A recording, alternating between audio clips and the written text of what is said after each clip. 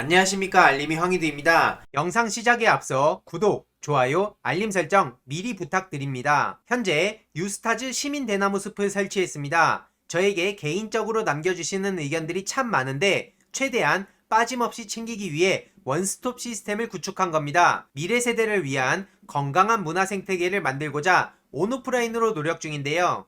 유튜브 영상을 보시다가 일베나 뉴라이트와 비슷한 주장을 해서 이상함을 느낀 채널이 있다면 양식에 맞춰 게시판에 제보 부탁드립니다. 이외로도 독립유공자, 참전용사 후손분들 관련해서 사연을 전달해 주시면 저희들이 직접 찾아뵐 예정이고요. 갑질 및 폭력, 알리고 싶은 국민청원, 이외로도 각종 피해 제보를 받고 있습니다. 협력 제안, 정책 제안, 연대 등 게시판에 의견 남겨주시길 바라고요. 매번 링크를 이렇게 남겨놓을 테니 많은 제보 부탁드립니다. 어젯밤 조선일보 김현주 기자의 한 보도로 커뮤니티가 발칵 뒤집힌 일이 있었습니다. 끔찍한 4년, 친문 맘카페에서 커지는 반문 목소리, 이 보도가 나왔기 때문입니다. 친문 성향 맘카페인 파리쿡 게시판에 문재인 대통령 지지하지 않는다라는 제목의 글이 지난 13일에 올라왔다는 거고, 그 글엔 댓글이 620개가 달렸는데 문재인 대통령을 지지한다는 글에는 댓글이 66개니까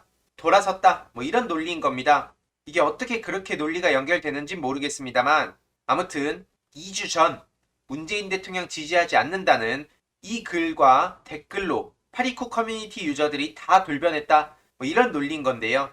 그러면서 여권 지지 성향이 강했던 맘카페 분위기가 최근 크게 변했다는 식으로 논리를 연결짓습니다. 작년 조국 전 법무부 장관, 그리고 부동산값, 그리고 코로나, 이런 과정들을 겪으면서 확 바뀌었다는 건데요. 김현주 기자, 리포트렛을 찾아보니까 싫어요가 100개입니다. 아직 다른 기자들에 비하면 많이 약한 편인데 여기 이렇게 사진이 안 나와 있어서 찾아봤습니다. 조선일보의 김현주 기자, 편집국 사회정책부 기자라고 하네요. 제가 늘 말씀드리지만 기자들도 본인의 보도에 책임을 져야 됩니다. 저 같은 유튜버들이나 정치인들이나 이들의 사진은 아무렇게나 갖다 쓰면서 국민의 알 권리, 공공의 이익이라고 얘기하고 정작 본인들 사진 이렇게 대문짝만하게 박아놓으면 그렇게 기분 나빠하시대요. 얼굴 평가하자, 외모를 욕하자, 이런 취지는 절대 아니니까요. 구독자분들도 그러진 않으셨으면 좋겠습니다. 다만 이들이 본인들의 기사에 대해서 책임을 져야죠. 우리 시민들이 잊지 말자는 차원에서 공유 드리고요. 앞으로도 기자들, 저도 공유 드릴 겁니다. 본인들 기사 쓰실 땐 제 사진 멋대로 갖다 쓰셔놓고 말이 안 되는 거 아닙니까? 중요한 게 있습니다. 바로 그 다음날 한꺼번에 글 올리는 거 보니 신문 여성들도 등 돌렸다로 기사 올라올 예정인 것 같다라고 한 네티즌이 글을 남깁니다. 이건 서로 티키타카를 주고받을 것 같다, 이런 식으로 예측을 한 건데요. 그게 2주가 지나서 어제 글이 올라온 겁니다. 바로 글 올리면 너무 티나니까 2주가 지나서 올렸는진 모르겠습니다만 그 기사가 나온 후에 조선일보를 향해 한 네티즌이 글을 남깁니다. 파리쿡은 문재인 대통령을 지지합니다. 어떤 공작이 들어와도 흔들림 없이 지지하고 검찰 공화국을 거부하고 문재인 대통령을 지지한다는 뜻이죠. 이후로도 수많은 유저들이 문재인 대통령을 지지하고 조선일보는 패가 나라는 그런 목소리들이 쫙 이어졌습니다. 정말 어마어마하지 않습니까? 하지만 관리자가 등장해서 같은 내용의 글을 모두 삭제하고 더 이상 글을 게재하지 말아달라, 그래서 새벽에 글이 대부분 삭제가 되는 일이 발생했습니다.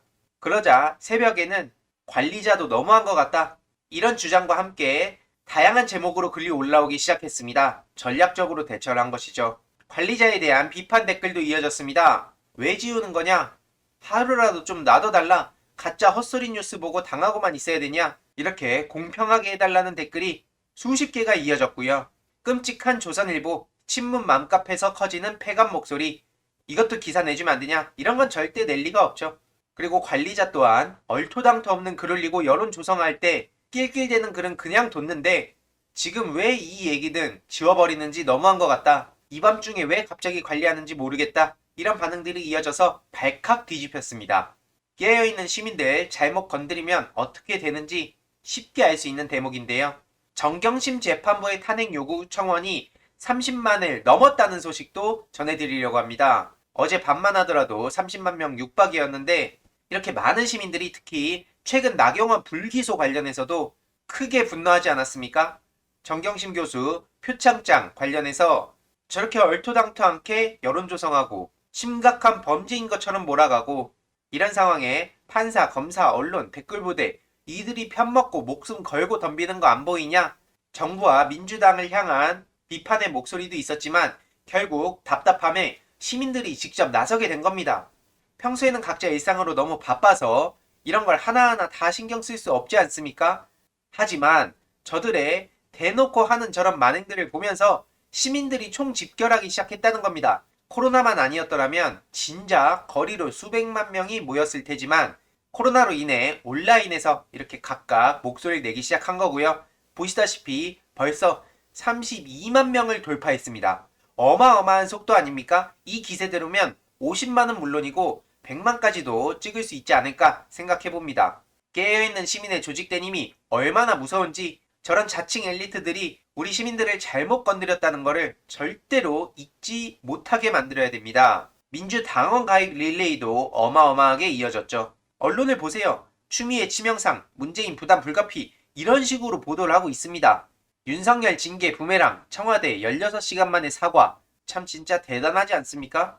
하지만 깨어있는 시민들 뿐만 아니라 민주당에서도 대통령 외롭지 않게 직접 나서자 비장한 각오로 임하고 있죠. 신동근 의원은 저런 법조 카르텔의 강고한 저항에 대해 강도 높은 검찰개혁과 사법개혁을 체계적이고 강력하게 추진하자고 입장을 밝혔고요.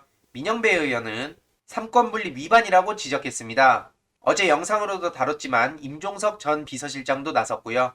이외로도 민주당 의원들이 나섰는데 친문, 친조국 성향 의원이라고 저렇게 또 프레임을 씌우고 있죠.